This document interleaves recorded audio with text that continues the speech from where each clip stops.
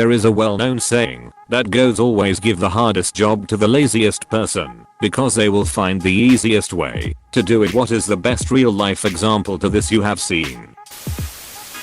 I once was a temp at a tiny office on a construction site in around 2003. I was only there for one day while the regular person was on some training. They sat me down and told me that I just needed to copy all these numbers from one program to another. So I selected them, hit CTRL-C and CTRL-V. They stared at me. Turns out about 60% of this woman's time had been spent manually typing numbers from one place to another.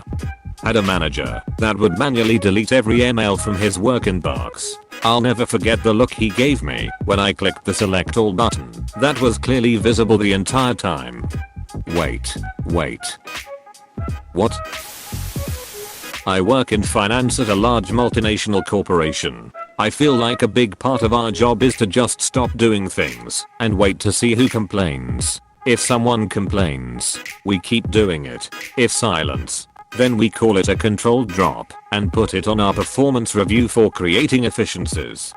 Years ago I was completing a daily report that was saved on the shared drive that 4 different people needed. I skipped it 1 week and no one said anything.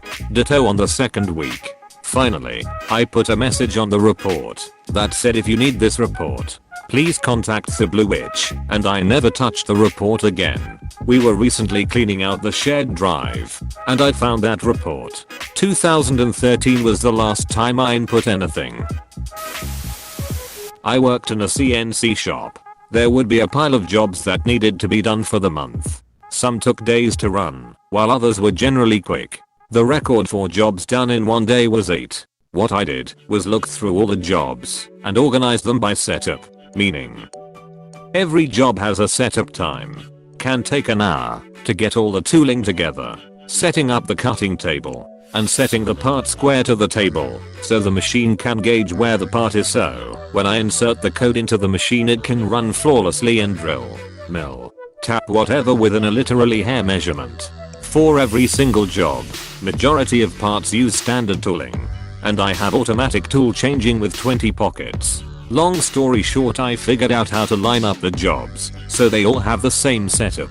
Blew the record out of the water with 30 jobs done in one day, saving the company tens of thousands in work hours. All because I didn't feel like doing all the setups that day. There is actually a field of study about optimizing work setup efficiently.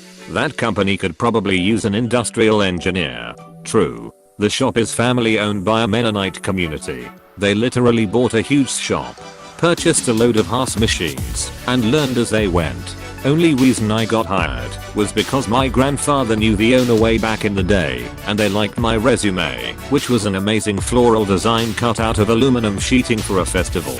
Whenever I did a job, my first thought was always, how can I make this more efficient? Being an outsider to their community, and sure, that was the only reason they kept me around. They just had to tolerate my long hair and frustrated cursing.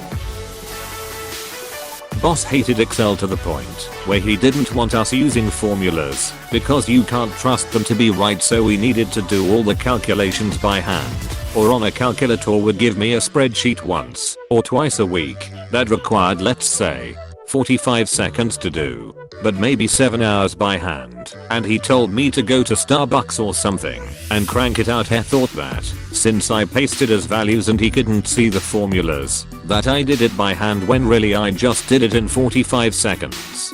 Sent an email on delay for 7 hours and studied for the next semester. Dude was the poster boy for failing upwards in your career.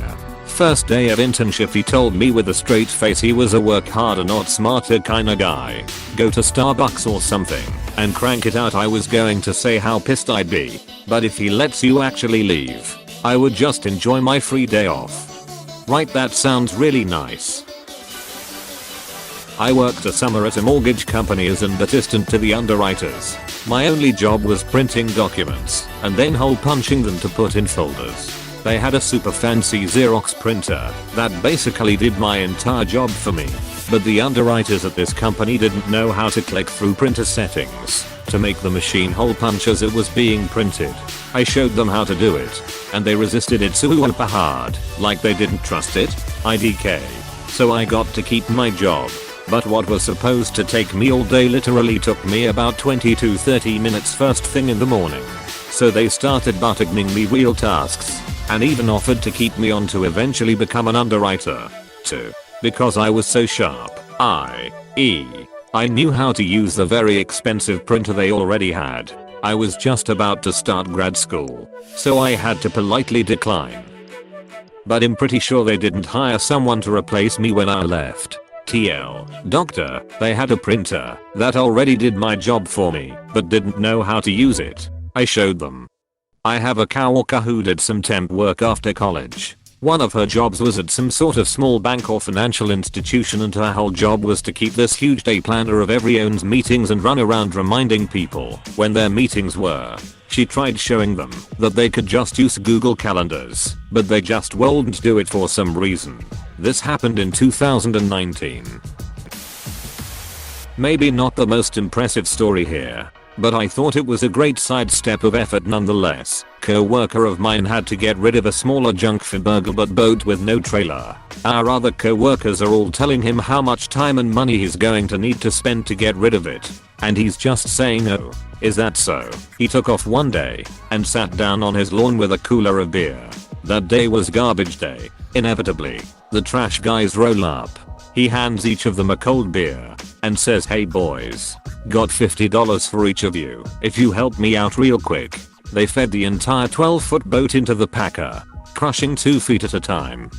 Growing up, we didn't have large stuff pickup, mattresses, old appliances, that sort of thing. So anytime my dad needed something gone like that, he'd sit it by the trash can.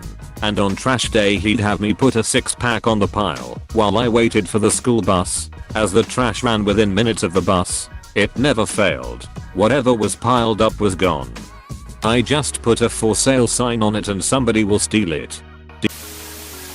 I used to process HSA claims. Around 10 plus years ago, one system we had to use back then was an old as hell terminal program that took 4 line items per page. That's it. For a usual claim. No big deal. Not too hard to keep track of things over 2 or 3 pages for a longer claim. Most fit on one. However, we had the dreaded showbox claims. This was the person who saved up every receipt all year in a metaphorical showbox and sent everything in once a year to empty their account. We hated them. Dozens or hundreds of line items totaling thousands of dollars. Just because you only had $500 in your HSA doesn't mean we get to stop there. If you sent in $4,000 in receipts, I got her account for it all. Totally killed your numbers for the day. And they tracked claims per hour religiously. The main issue was double checking that everything added up right when you were done entering it. At 4 items a page it took forever to tally. So I made an Excel sheet. It was laid out so I could enter every single line. Then run a macro that would calculate the needed totals and dump all the text to a text file, formatted exactly so I could select 4 items at a time and paste them directly into the terminal window from the default starting cursor position. And every field would fill in automatically. Copy, paste, next, copy, paste, next, copy, paste, next, etc etc. It easily halved my entry times, with way less work. Finding any typos was much easier. I just had to look at one column organized sheet instead of scrolling through God knows how many pages of terminal text. It was great. I showed it to my manager so the rest of my team could use it. She was horrified I would use something like that, as no human was double checking as they went along. This despite demonstrable improvements to my error rates on large claims. After I started using it, she ordered me to stop using it and forbid anyone in her team from automating any part of their job at all. I kept using it for all of the 2 months I stayed there after that. I had some of the highest claim per hour numbers and lowest error rates on her team. I never developed any more tools for them. Duck her. You created a threat to her job, not a tool to save time. At least that's how a lot of people see it. I've had at least a dozen people react the same way across firms over the years. The latest one was last week. However, her reason was creativity over productivity. She believes computers can't do her job. I used to have to make TOC contracts for every person I brought on a traveling training team. I said TOC contracts were stupid and made them into one. Sent it to our lawyers and they approved it. Still took me too goddamn long to update each contract with different names, pay rates, and dates. Went on r/excel and found out how to make a mailer list, and hours of work takes me 10 minutes. I didn't tell anyone this though, so I just take my time. Then I had to make floor maps for restaurants to send to the company that puts them into our scheduling program. Well, all of our restaurants are cookie cutter, so I just use Paint to piece them together rather than make all of them each time. Imda can pick butter with Microsoft Paint. Then they wanted me to use Excel to keep track of training teams. One of my coworkers used Smartsheet and loves to teach people things. So I jump on Smartsheet with her and she shows me around. Way easier and easier publishing it so that people can see the teams but not mess up any info. Using forms to not have to ask them 30 questions that auto-populate my Smartsheet. Sharing it with payroll so they never have to reach out to me. Templates on Outlook. Tons of stuff.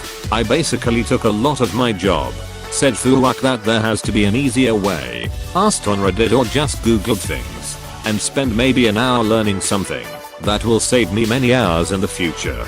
I always tell people to just Google things.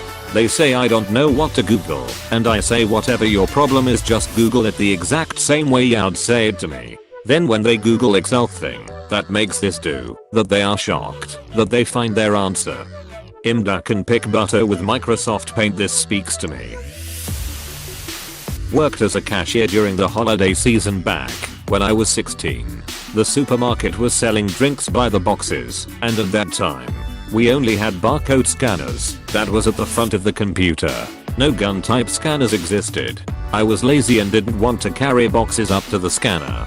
So I politely asked my customers if I could carve out the barcode from their box to scan and keep. Some agreed, some didn't want to, but eventually I managed to embed all the barcodes needed, labeled them and kept them in a file for easy reference. Apparently some other cashier got green-eyed at my smart move and complained to the chief cashier, who promptly lectured me on, bullshit alert, how it's dangerous for me to scan such barcodes as I might scan the wrong things. She told me to throw it all away and carry the boxes like I was meant to. I mean, I was young so I could, but the other cashiers were older and some were elderly and needed the customers themselves to help carry the boxes to the scanner.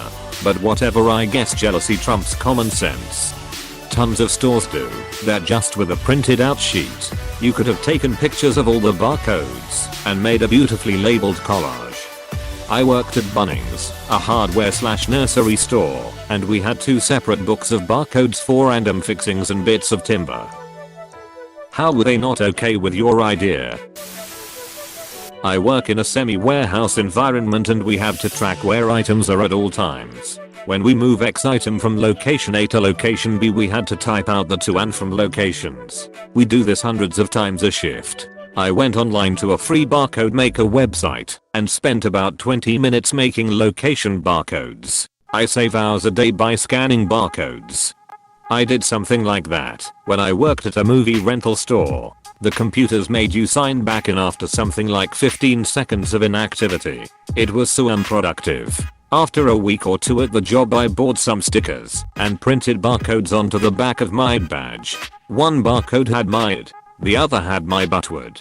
I could scan them both in a second or two. I avoided telling my boss cause I didn't want to get in trouble, but eventually he found out, and when he did, he had me print barcodes for everyone. Just thinking about that computer system makes me mad. And it's been over a decade. I'm in it and frequently work on others' computers, so I don't have to worry about them locking during periods of inactivity, which would require I go back to the user to get them to log in again. I bought a USB jiggler. Plug it in, and it simulates very small mouse movements to prevent locking due to idleness. Love that thing. I used to deliver beer. I did not like delivering beer. I may have ended up with 30 stops in a day, including deliveries that the customer would call into our office for. I used to bring extra beer and blank invoices with me on the truck to prevent having to drive back to my warehouse to deliver one keg to a place that I was currently across the street from. 7 years later, the driver of that route is still doing that. You're wise beyond your peers. But driver. But wiser. A long time ago I was sent to help a team that was designing some AskReddit test equipment. Big problem was when 2 of the parts were at different temperatures the calibration would go off. They wanted me to design a circuit to measure the temperatures of the 2 parts and apply a correction. I solved the problem by putting both parts on the same heatsink so they would be at the same temperature. It worked. That's not lazy, that's just the right solution. Herding yak with a drone takes the cake for me. They run from it and oddly fear it, which is surprising considering they have literally 0 aerial predators. We only did it a few times because it really makes them uneasy and doesn't treat them well. But it is very effective and easy, and you can herd them from over 1/2 a mile away from inside the house. Edit. I'm really surprised how much this blew up. I've never had so many post replies. But I'll try to get around to answering as many questions as possible. My post history is predominantly yakking off and tower climbing stuff, so I'd suggest going there if you're curious. At my last job, a truck suspension shop, we did inventory every December, and it was someone's job to count all the washers and screws of every size. It was my first inventory and I casually mentioned that they should just weigh 1 screw or washer, then weigh them all and divide the weight to get the count. Everyone looked at me like I had given them the key to the universe. Counting washers and screws went from a day or 2 to just a few hours. Ideally, you'd want to weigh 10 or 20 to account for variations in weight. Man, screw that. Edit. Thanks for the silvers. Stranger. A few years ago my mom was tasked with fixing my grandparents' toilet while we were visiting for the holidays. The toilet reservoir was constantly filling and running, and thus flooding the bathroom, because the boy arm wasn't lifting high enough from the water in the reservoir to switch off the water flow. My mom, who is normally a very practical person, had been tackling the issue for hours. She was pretty distraught, thinking we would have to order a new boy arm, maybe even a new sensor, or switch and pull the whole assembly apart to replace everything. She was planning out a trip to Lowe's and pricing things out when I walked in. I took one look at it and bent the metal arm the boy was attached to down, so the arm had a slight upwards curve. The boy still reached the same level in the reservoir, but registered on the sensor as higher because of the curve in the arm. Problem solved. Rangers lead the way. I watched it dawn on her what I had done, and she just looked at me like I had a third eye and said, "You little ducking shut. I've been getting my butt kicked by this thing for 4 hours and you fixin' in 4 ducking seconds." She was very happy I saved her from more work and spending more money. She calls me her little toilet engineer from time to time. I work on aircraft. It's mildly demeaning. Edit. And now my most upvoted comment is about a shutter I fixed once. Perfect. Bullcock. Your mom was at Lowe's looking for a bullcock. Said what about his mom? In high school we had to do 4 book reports every year. A friend of mine did his on each Lord of the Rings books and The Hobbit freshman year, and turned in the same 4 book reports for the rest of his time in high school. You switched English teachers every year so no one ever caught on. I was never brave enough to try the same thing. I was working a kids chess summer camp with this guy who just talked down pot like you wouldn't believe. Still a far better chess player than me.